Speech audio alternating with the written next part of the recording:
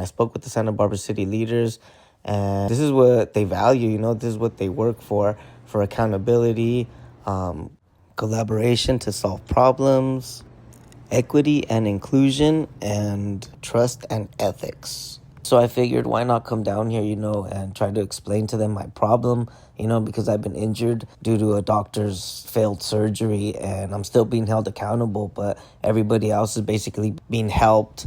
So I came here today on the 90th birthday celebration of the Dalai Lama. As you can see there, they're handing out the reward on June 21st, 2025, which was really nice to see.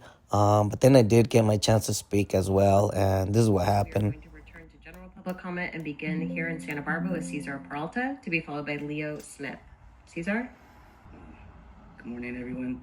My name is Cesar Peralta, and I'm a born resident and citizen of Santa Barbara, California. I would like the city leaders to consider reevaluating a corrupt tyrant act done against me on August 15, 2023.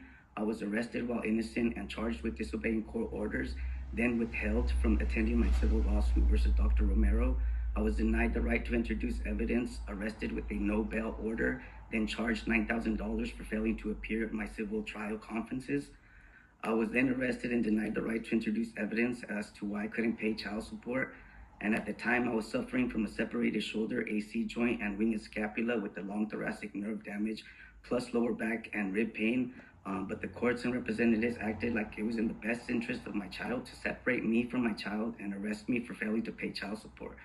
My medical treatment was delayed by Dr. Romero from 2020 to 2022, and he falsified medical documents to indicate improvements in my health when there was no improvements. I stayed injured for 6 years because of Dr. Romero's staff and false medical reports. I was arrested because the doctors didn't want to verify my injuries through a court-ordered DCSS medical verification report that the public defender was asking to be signed by a doctor. Therefore, she didn't want to see my x-rays, photos, or injuries. I filed a complaint versus the public defender in 2024, and it was corruptly settled without any evidence presented to the risk management team, which includes Mona Miyasoto, Greg Milligan, and Madeline Orr.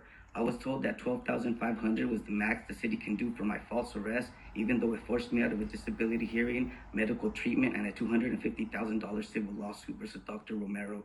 I was forced to settle my complaint for the false arrest for $12,500. That's the max they can do for me, then there's nothing I can do but accept the settlement.